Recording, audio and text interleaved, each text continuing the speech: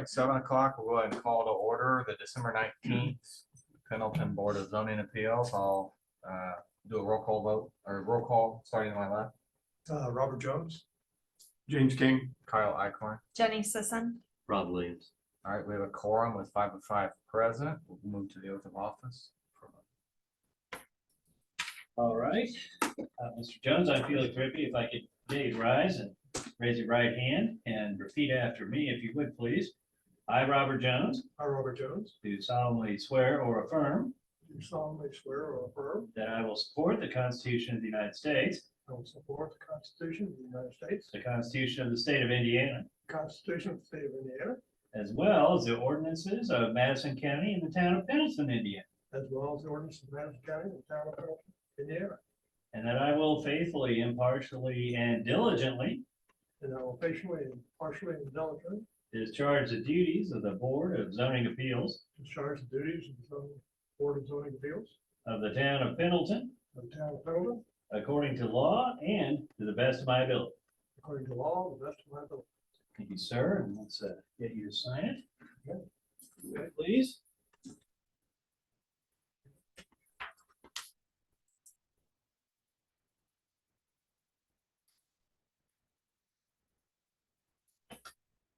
Thank you, congratulations. Thank you.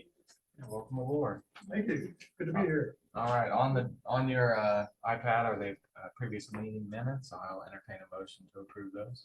I make a motion to approve the previous minutes. All right, do we have a second? I'll second. Motion and second. All those in favor say aye. Aye. Opposed? I'll abstain. I was not here. Okay, minutes are approved. Old business, we have several findings of fact. Go through those. Well, first, good evening. Want to welcome Robert Jones as the newest member of our board. We met this morning and we went over things and kind of brought him up to speed. So I think be good to have him on our board with us. Thank you. Second of all, yes, thank you. And thank you very much for taking time. I know this is a very busy time of the year and appreciate all 5 of you being here present for our petitioner and for, you know, what he has taken a lot of time and preparation to present to you this evening. So thank you very much. As old business, we have 5 findings of facts. Those we have 2 from our August meeting, and then we have 3 from our September meeting. We sent those out to the board for review. If you've not had time to review them, that's fine. We understand if you'd like to take some time this evening to review, we'll give whatever time that you need. We did send those to Jeff Graham, and he is in full support of what was prepared in those documents. The very first findings of facts, that was for the V0815-2023-01. That was regarding the Starlight Leasing. That was that concrete plant over there off of 700 South and State Road 13. And what they had petitioned was to be able to have a primary structure of up to 71 feet, as well as then a fence of 8 feet versus the 6 feet that is allowed by the statute or by the standards that we have in our UDO.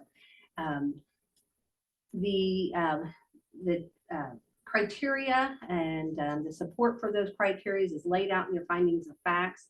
Do you have any questions, or would you like for me to kind of hit some of the highlights of those this evening? Any You questions? feel is Staff? necessary.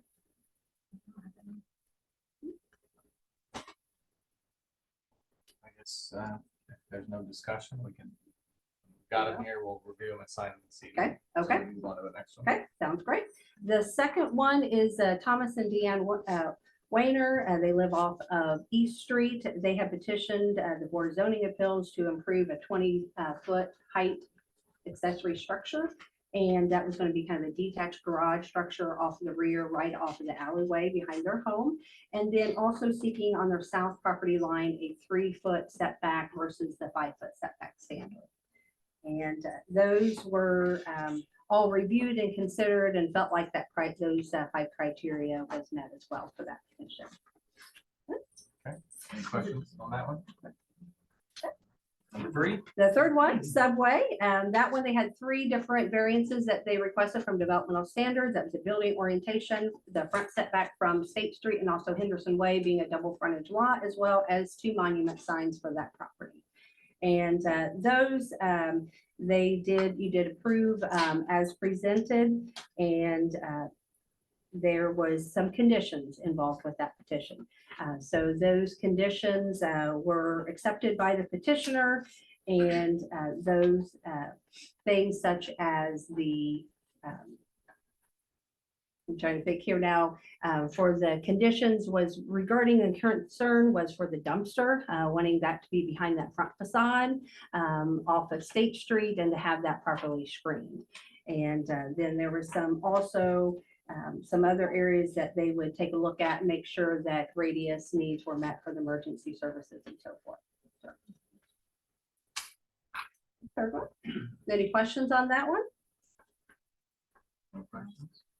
Next. Okay, the fourth one is regarding Jeff Jones. It's a primary residential home right off of Reformatory Way or Drive there. He had requested a maximum of a 10 feet setback off of the road compared to the 25 foot as required. And the height requirement, the variance that he was seeking, he did withdraw that when he was here that evening. He also had some conditions that he agreed to, and that was to have the architecture standards for that home, or for his home and his detached garage to match then his new proposed accessory structure, as well as to use that existing drive and to not extend beyond that front facade of that detached two-car garage. Any questions on that one?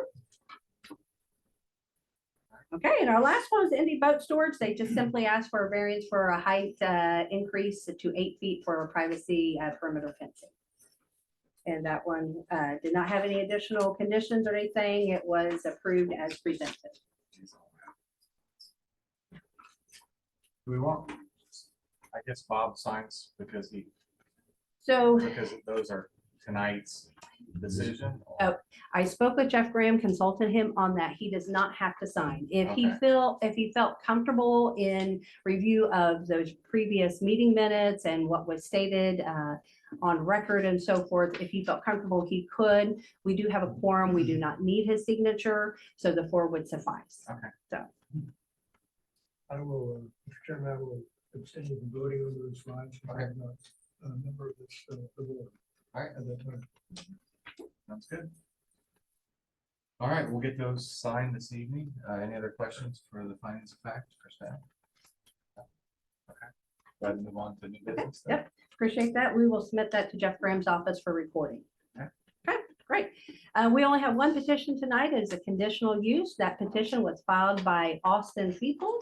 He is here with his wife, and so they are, what we'd like to do is I would like to provide you with some of the site detail facts of the property. Then what we'll do is we'll kind of go into what is being sought and what the petition is asking of the board to consider tonight. And then I want to share what standards are outlined in our UDO, our Unified Development Ordinance. And then I'd like to turn that over to Austin People. He has prepared a presentation that he'd like to share with the board. So I will turn that over to him here shortly. And then we'll come back to staff comments that we would like to share for our analysis, and then just kind of hit over the criteria, which is a little bit different than what we've done in the last several months. This past year, we've dealt with variance from developmental standards as well as the variance of the land use. However, tonight is a conditional use. It comes with a different set of criteria. So we'll kind of hit on that, and it will be ready to roll. The current site details here, it is zoned single family residential. It's a small lot district. It's the SF3 district. This property is just right around 0.22 acres, which includes that 0.01 sliver of land that was deeded back from D.R. Horton to the properties there along Blue Spruce Drive that butts up to the Carrot Glen subdivision. Property is used for his primary residence. It is within the Pines at Deerfield subdivision, and that subdivision is not subject to a homeowners association or any CCRs. Also, that property, you'll see it nestles between 2 different properties, east and west there within the subdivision. And then on the rear border line, it borders a large detention and common space that is of the Carrot Glen subdivision, and which is developed by D.R. Horton. Go to the next page. Petitioner is requesting a conditional use to allow permission to keep a maximum of 6 chicken, poultry, which this specific request is for ducks on his property. We recently in Plan Commission, I believe it was in October, originally the Unified Development Ordinance allowed for chickens and beekeepings to be in certain zoning districts, either permitted by right or a conditional use. What the board felt was appropriate was to include poultry, pheasants, turkey, all other smaller type animals in with that allowed or conditional use. So you'll see in the definition there that is provided in the UDO, it's in chapter 10, page 216, no more than 6 total hens, poultry, fowl, turkeys, pheasants, or similar type animals per allowable chicken, poultry residence, no roosters, and odor, noise, and sightly property shall comply with the town's ordinance that we have in place. Then you'll find later in the UDO on our land use matrix, it outlines where the chicken poultry keeping is allowed, not allowed, as well as by conditional use. So you'll see that permitted by right is in rec and open space, Ag 1, Ag 2, rural residential, SF1 and SF2. SF1, SF2 are larger lots for residential. Our conditional use, if sought and approved by the board, then is in a required process for our SF3, SF4, and our core residential core conservancy district. So those are our smaller residential lots. And then non-permitted is in our multifamily and a lot of our commercial zoning districts. So that being said, Austin Feipel has complied with all the requirements. He has notified all the properties 150 feet within the boundaries of his property line. He has provided receipts that those have an affidavit supporting that. And so he has a complete application in front of us and asking if then he could house then up to 6 ducks on his property. You'll see below there the site, which the home there, which in the back is the 6-foot existing privacy fence that borders the entire backyard. And you'll see outlined in yellow, that is the proposed roosting area, which is a shed that he already has there. That shed, from my guess and estimate from GIS, is about 100 square feet, maybe 120 square foot tops. Just to kind of give you a little bit of information about these ducks and their nature, they are flightless. They also are social. They are non-aggressive. They can only jump up to 36 inches. They do not require swimming water, only drinking water. They are resistant to cold temperatures. They are a natural pest control. And then also their noise are minimal, and as well as they seldom go broody. So that means that they seldom stop laying eggs. And he also, as he will be presenting, he is of interest in only keeping females. So he's not looking to reproduce these ducks. And they exhibit minor health issues. Probably the most that I've been able to see in my research is they may need some deworming occasionally here and there. But any type of potential nuisance would be subject to our ordinances, our code enforcement. And then as far as keeping on the outside area, each of these ducks need about 10 to 25 square feet. So total, he has about 670 square feet in his backyard. So he has ample space to house these ducks for an outdoor. For an indoor, they need about 4 to 6 square feet per duck. So being that he's only looking at about 36 max square feet that he needs, but the shelter that he is going to convert into a suitable roosting area is 100 or a little bit more. So he does seem to have those needs met as well. The blue line back there in the image is then also an additional screening from the subdivision on the rear there. So what I'd like to do is I'd like to step away and allow Austin to do his presentation, and then we can come back just with some comments from the staff and our analysis for the board. Great research. Oh, A lot of silver talks. Look at that.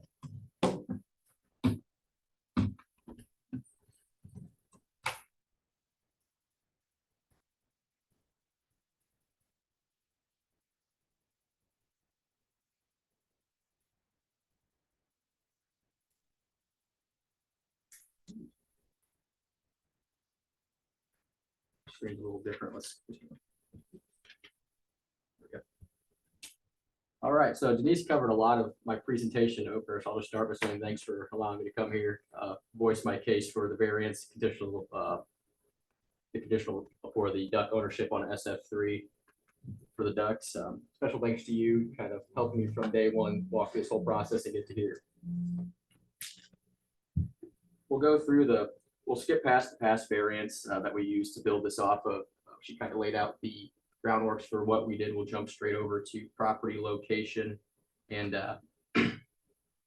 then get into what we're fighting for on the physical properties and characteristics of the duck. So like she said, she laid out properties here, 120 Blue Spruce Drive to the north, plan north, we have Parrot Glen with the pond. South, kind of a wooded area, then residential, then west and east, we have neighbors that would be impacted, in my opinion, by the duck ownership. I have a neighborly relationship with both Denise to the west and Penny to the east, and have verbal approval of what I plan doing with the duck ownership. A little more detail on this. Like she said, the shed would be the proposed roosting area. The red fence is currently installed. One correction to her statement, it is 48 inches. It's 4 feet as opposed to 6 feet. But with the factor of safety accounted for, it's 133% with their 36-inch jump. So as long as the fence holds, the ducks will not get out. She hit on the breeding characteristic very well. So we're going for these Indian runner ducks. Characteristics of them, they're flightless and they're naturally flightless. So I want to kind of focus on that. So there is no upkeep for keeping them on the ground. You're not getting them clipped. You're not hobbling like you might do with pheasants. They're born flightless and they live on the ground. The cold resistant, you don't have to add any heat to the shed, so that minimizes fire hazards. They can live and survive to -10 degrees without much anything added to them as far as heating. They're also strong foragers. We'll hit on that as part of our goal for ownership of the ducks, and they do not require the pond or water access. We'll hit on that and some of the mitigations for the negative externalities for odor. So our goals for the duck keeping, 3 points there: personal enjoyment, teaching aids, and then a gardening aid. So for personal enjoyment, I grew up in northern Indiana, Kendallville area. Grew up raising bison, cows, horses, ducks, and other animals. So it's just kind of part of who I am as a person. Together we have a corgi named Douglas. So we're just animal lovers. We get a kick out of being around animals, owning animals, living with animals. Morgan is also a 7th year preschool teacher in Anderson Community Schools. So we plan on, and she specializes with 3 to 5 year olds with special needs. So part of this is we want to give back to the community. We don't just want to have some niche like, we have ducks, it's fun. We want to use these ducks kind of as a teaching aid.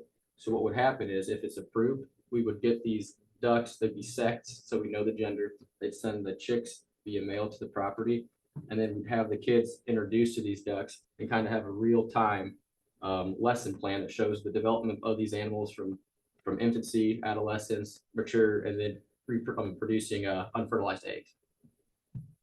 The other is gardening aid. So as I just hit on, they're strong foragers. So what these runner ducks do all day is they waddle around the yard. They're looking for bugs, creepy crawlies, leafy shoots, and they gobble them all up. One of the first things Morgan and I did when we moved to Pendleton about 3 years ago, we got the backyard all set up. We planted a bunch of wildflowers. We were all big on trying to get these natural flowers, this microhabitat for pollinators, butterflies, hummingbirds, you name it. The second thing that happened is we got bugs and weeds and we sprayed them and killed all the wildflowers we planted. So we're hoping to accomplish here, we want to create this symbiotic relationship with these ducks, with Indiana native flowers, and kind of make our backyard a little oasis for, like I said, bees, hummingbirds, and butterflies. We don't want to just have ducks to say we have ducks. We want to give back to the community and kind of help the environment, even if it is just a little. With those goals, we are taking the intent of the UDO very serious. We don't want to get anything granted to us if it takes away from public health, safety, or general welfare. So with that being said, we want to get our goals aligned and kind of hit on what could go wrong. The 3 things that came to mind for us, we had a potential for escape, the noise of the animals bothering neighbors, and then odor and waste. For the potential escape, we kind of hit on that one hard. The runner ducks are flightless. Our fence is too high for them to clear. For noise, I'll dig in a little deeper. Runner ducks are a more quiet breed. They typically only quack or cackle when they're startled, and that is about 50 decibels. So right now I'm talking at about 50 decibels. You pull down a noise meter, it's about a typical conversation. For the roost, the shed, it's just bare studs right now. What I plan on doing is adding insulation, one for thermal properties, as well as noise dampening, kind of keep the sound within the coop. Going further on that, what we do for the ducks, they have these automated duck doors, kind of like doggy doors. You throw them on there, you get an app on your phone, and what you do is you can set it to either the cycle of the sun or whatever time you want. So for example, I could go 7 a.m., that door will open. Ducks can come out. I can say 7 p.m., ducks better be in, and it shuts. And what we're trying to do there is we want to match their foraging outside of the coop with people's outdoor activities. So times when kids would be out playing, lawnmowers would be going, traffic, so we're not waking them up. So at nighttime, keep the noise in the coop.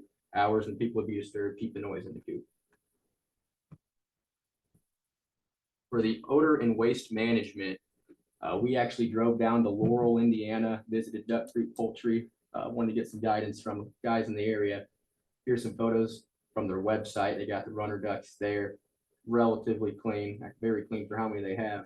The biggest takeaways that we learned from the guys there were waters and ducks make mess. So that's why we're going towards these runner ducks. They don't need the water outside of drinking. So when they have access to a pond and everything, that's kind of when things start getting sloppy and stinky. So by taking the water away, we're already mitigating the risk of odor there. The other thing was just keeping the flock size down. With this conditional usage, I think we're maxed out at 6. And then the other was some management techniques. So one that they recommended is called build-up technique. Imagine, I guess like a hamster cage, you got the pine shavings and all that. You line the bottom of the coop with it, thick layer.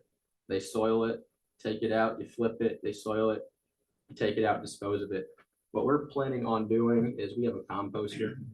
We put waste in the composter. Once the duck waste began to outrun the composter, we just would double bag it, send it to the landfill, and that's the practice they were using there. The teaching aids, just we hit on these enough here. Teaching aids, we want to get her students involved, hands-on learning with these animals. It gets their attention. When kids have attention, they learn, they remember. And then the gardening. So wrapping it up, I think that with those negative externalities, if they're properly managed, and it all comes down to proper management of this, I think they'd be negated. And if you pair that with potential educational benefits and then the microhabitat for pollinators, I think this would actually be a net positive for public welfare of Pendleton. Any questions? I do. Okay. As far as keeping them free range, will you have them enclosed while you are not home and free range while you're home?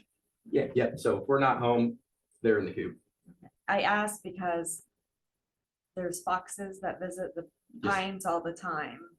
And, you know, the handling of that, because a fox is gonna get in that backyard. No, that's a good point. And one other point to bring up with that, with these animals, is they are runner ducks, they are foraging ducks, and you're safe from predators if you're cooped up, but then they're not living if they're not cooped up. So it's kind of a give and take, and while we work on that.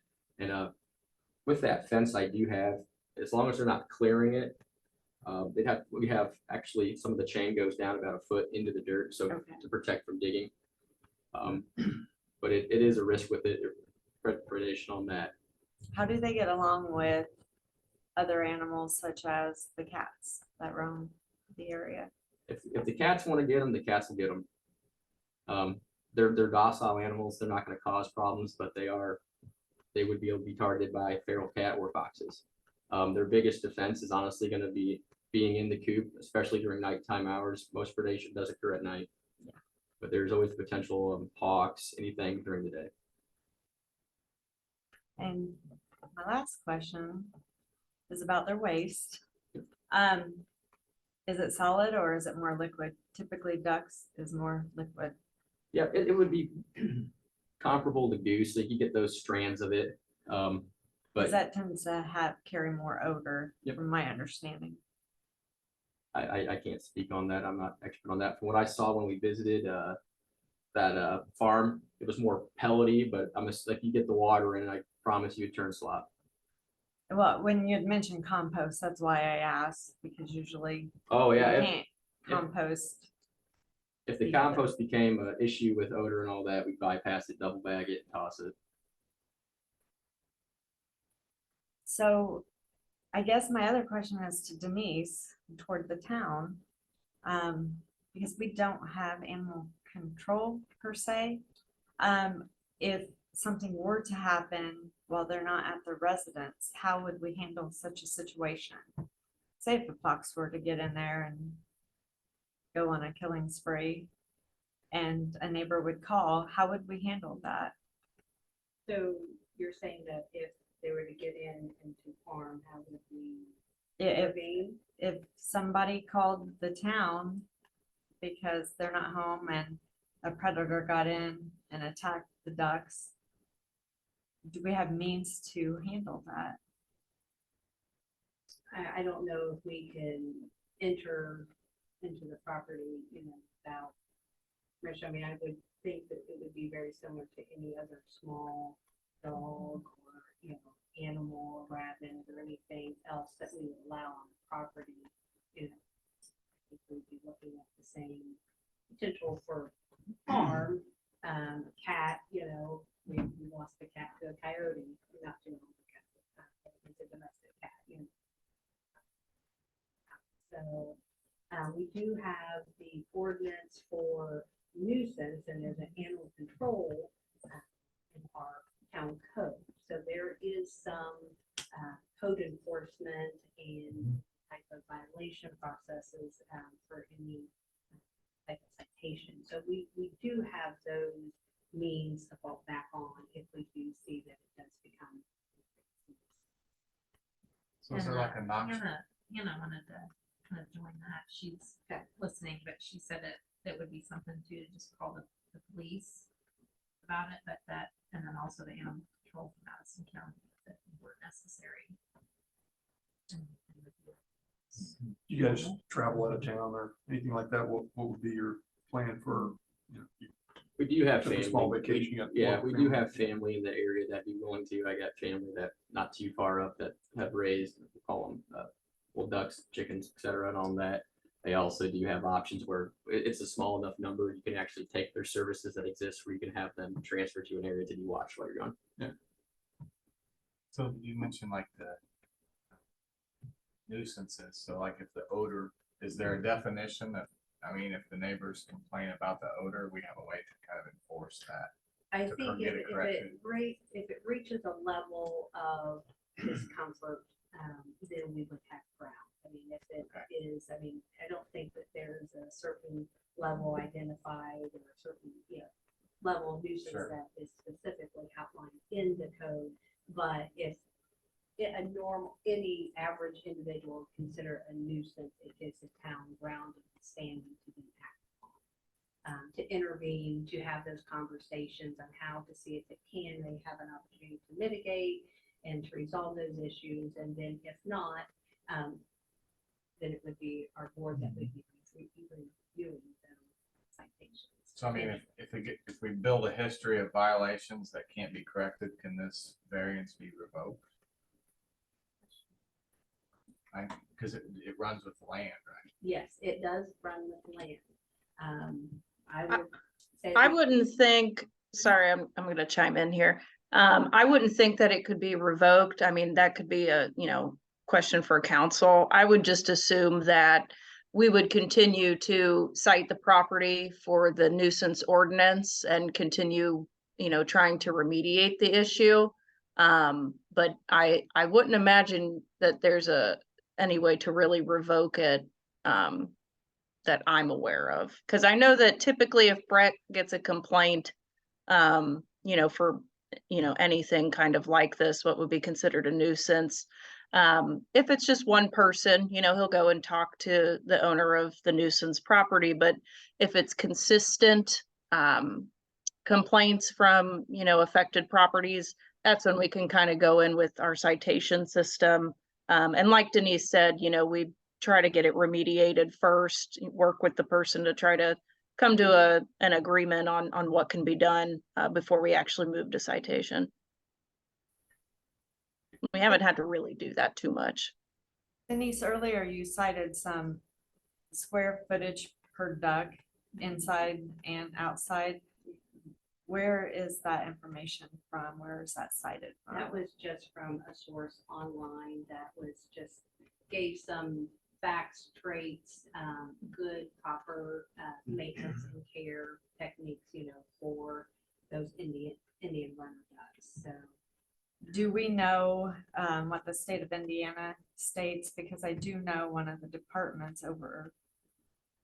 oversees animals because they have a lot of information regarding like waterfowl versus poultry.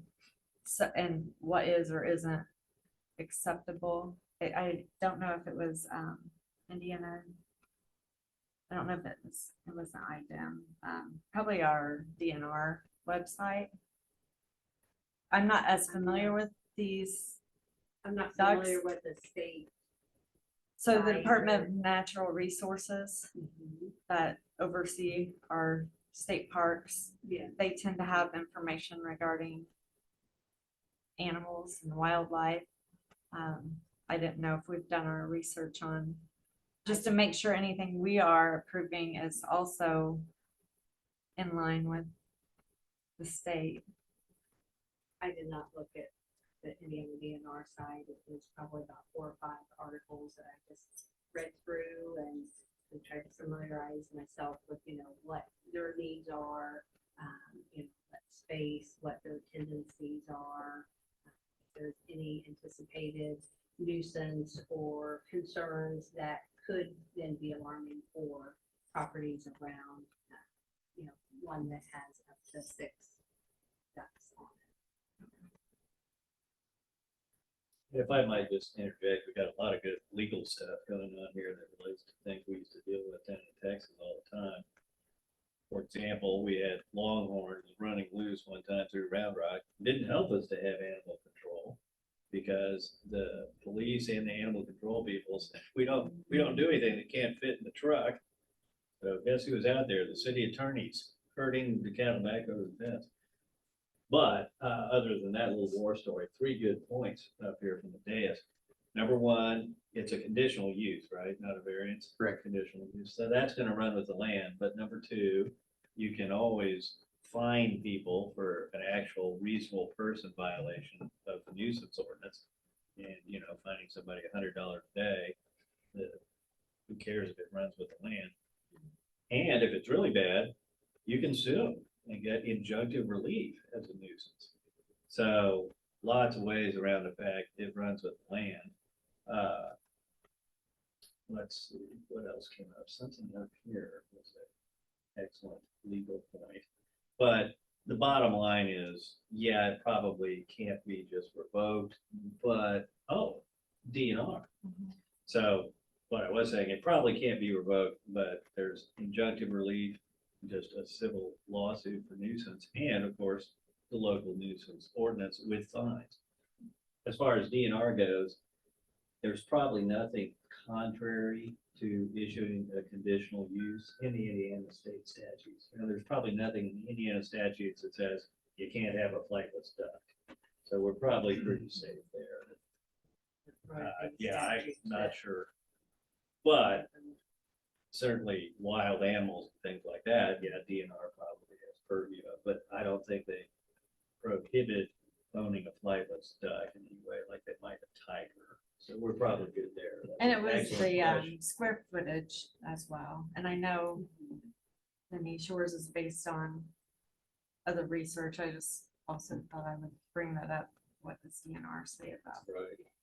Well, spacing. Just wanted to make sure this Good point. request, yeah, it doesn't fall within the hobby farm requirements. That hobby farm is for 10 or more. There requires a space element between the area that they are housed and the property line, which is a minimum 35 feet. You've got to have, I think it's 150 feet from a neighboring foundation. But this request does not qualify for those requirements and standards that we have. So, being that I think he was looking at maybe housing 4 or 5, but the variance does allow up to 6. With that too, like to add, we also can lien the property if those fines are not paid. And there's some, means that and processes that we can go through that I would think that any property owner, an owner of ducks would not behoove them to go that far down without. So are chickens allowed in SF2 or no? Chickens, SF1 and SF2, yes. Or, I mean, They're SF3. permitted by right. SF3, yes. Bees, chickens. Are permitted by right? No. Okay. So bees, chickens, and poultry are permitted by conditional use. They're all lumped in, SF3, okay, all right. SF4, and RC. Okay. And then SF1, SF2 is permitted by right Sure. because it's actually a larger lot. Yeah. Yes. And conditional use is a case-by-case scenario. Sure, I'm just imagining Yes. if everybody on the street decides they want to have 6 ducks, what that would look like. So, okay. Be a line up here. I know a cat that would get excited. And so the ducks too, they return to the coop when it gets dark, is Yep. that like chickens? Okay. What's the lifespan of these ducks? 8 to 12 years. 8 to 12 years. Okay. Are there any issues you mentioned about students? And I think it's like a great opportunity for students. Is there any, I don't know, any risk as far as students handling the ducks as far as something transmittable? No, we'd be treating these ducks like pets, or like, we're going for 6 just so we're not changing the words, but I'd say for realistic 3, they're social animals. They'd be going to the vet, getting checked on that. Okay. Anything would be cleared by her principal in this case, similar to if someone brought a dog, it's dog friendly, doesn't have shots and all that. It's like a service duck. Exactly. Are you gonna feed them anything besides what they are able to? Yeah, we'll go to Tractor Supply, get some pellets and all that, some lettuce, leafy greens, throw it in, mix it up a bit. So I know the statistic is 36 inches, so what if they manage to be able to jump out? I mean, is there a minute? A 6-foot privacy fence is permitted in this zone, right? So, Yeah. I mean, would that be the solution if they're able to jump out? If they are, yeah, we'd explore other options then. I'm not opposed to doing that. Pretty decent factor of safety there. And then the good news is, I mean, they're docile, they are a domestic breed. They'd get themselves into more trouble than they cause. Yeah.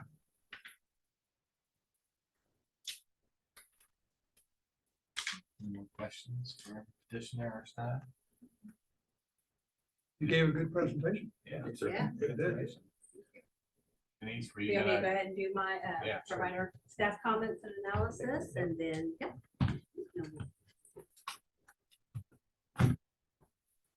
So just, from what we've researched and our conversations that we've had with Mr. Feeple, what he's requesting, we feel that conditional use will not pose an endangerment on the public health and safety and general welfare of our community. Indian runner ducks are known to be docile temperament, and they are very social nature. Their interest for housing and owning ducks is for educational and garden aid purposes, and we feel that the nuisance would be minimal to none. Petitioner commits to proper care, maintenance, waste disposal, as well as housing females only, and no future plans for reproduction. I think his presentation showed that he has done ample research and is prepared to take this on if the board does approve. Flightless ducks are going to be contained in the backyard, which is fully enclosed, and I will correct that with the 48-foot fence, 48 inches, 4-foot fence, with intent to converting that existing shed to a suitable roosting area. Conditional use would not impact traffic flow, ingress, egress, would not require any additional utilities or public facilities that are not already existing on the property, which is one of the components for consideration within the criteria to permit a conditional use. And just reiterating the fact that this is not a hobby farm, which would require some other operational standards that are not required in this request. just to quickly go over these criterias, we would like for you to each one go one by one as you make your findings in your decision tonight. But just in kind of a nutshell, that first criteria is just making the decision on whether there was any anticipated harm to others' health and safety of our community. The second criteria, you want to ask yourself, does it keep the surrounding neighbors from being able to enjoy their properties? The second one is, or the third one is does it hinder the surrounding properties to be developed as they are permitted? The fourth is regarding those utilities, public facilities, and utilities, if they will be provided or already provided. Then the fifth criteria is, does it impact negatively on the traffic flow of our transportation system? And then the last one is that if all rules and standards associated with this use will be followed, provided, or met by the petitioner. So those are the criteria. You want to kind of discuss this and as a board, and we appreciate your time and consideration or review of this petition. Have you had any feedback? I know no one showed up. I appreciate you asking that. No, we did not. We have not received any response, any feedback, negative, positive, or anything from any member of our community. Thank you for asking that. So like the specific request is permission to keep a maximum of 6 chicken poultry on the property. Yes, That's that the- is, that it so- all kind of comes in as one category. So I think we should say female, Yes. and then chicken I wanna, if it's gonna be ducks, they presented Indian runner ducks. Can we be specific and say 6 female Indian runner ducks? We can need make that in to- your condition. Yes, you can be as specific as you And would the like. petitioner is okay with that limitation? Because we need to make sure it's known that it's more poultry ducks and not waterfowl Mhm. ducks. Yep. Yeah. Yep. Yeah. That's a huge distinction. Absolutely. So I guess we'll go through these, the findings of facts. So the first one's the establishment, the detrimental and endangerment to the public. And so I think having the fence to contain them, having the indoor and outdoor space that's adequate for 6 ducks. And then the maintenance of the waste, which has been discussed. You know, I think the way it's been presented, those items kind of take care of this bullet point. Is there any other discussion on that first one? And then, so the next one is kind of the use and enjoyment of your neighbors. And so the petitioner stated that they had positive feedback from both of their adjacent neighbors, and we've received no public feedback, positive or negative, in regard to the petition. And with the ducks being stored inside, fenced in, of course, we have the nuisance ordinances to affect change if it's needed. Things get out of control. So I think we're covered on that bullet point. Is there any discussion? To me, that would probably be the more prudent points would be if things change, neighbors change. If you have a neighbor that you get a new neighbor, for example, and they're getting prepared, we can enforce issues if it is approved, but what your reaction would be if a neighbor decided like the ducks smell or they make a lot of noise in the evening and object to that. I know we're in a position to take enforcement action, but how you would react to that. I'd probably start just by talking with the neighbors if they're truly being mismanaged, really being affected, then I try to correct it. Try not to get there in the first place, and then as I said, if it goes to enforcement, it goes to enforcement. It's their right to have this too. They just have to buy the house next to it, my action to regularly impact them. They were negatively impacting me, I go after and do some sort of. It's there. Discussion? All right, the next one is adequate utilities and facilities. So the shelter and fence is being provided, which are the necessary facilities for this request. Any discussion on that bullet point? I do have a question. So with the retention pond behind, I haven't noticed are there waterfowl hanging in there yet? Yeah. Would they affect these? It'd be similar to if you go to the park, there's some domesticated ducks there with the geese and Yeah. wild ducks, so. I think they mind their own business for the most part. Okay, I didn't know how they get along. If I can say something, there, since we have a back fence and then Carrot Cliff also has a fence, we've never had any of those that's passed those. Okay.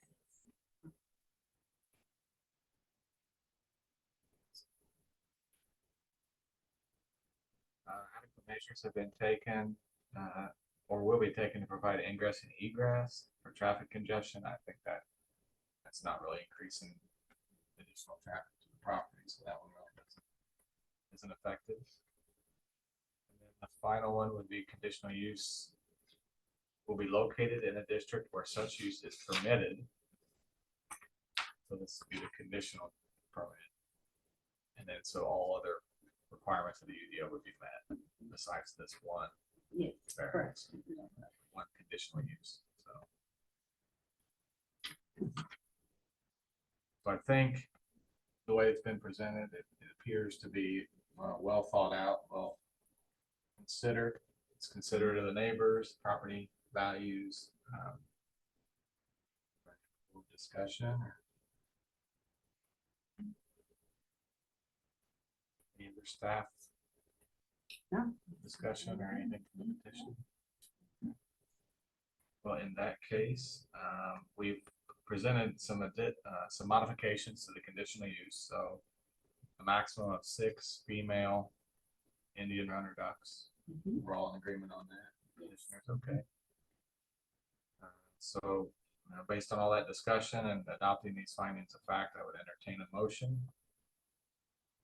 This request. I make a motion to approve. All right, got a motion and a second as presented. Is there any discussion on the motion? We need to do roll, or can we do? yes. Okay, I guess we'll, you want to call a roll call Yeah. vote? Yep. Robert Jones, Aye. James King, Aye. Kyle Icorn, Aye. Jenny Sisson, Aye. and Rob Williams. Motion carries. Unanimous. All right, thank you very much. Thanks. Appreciate it. Thank you. Thank you. All right. Entertain a motion to adjourn. All right.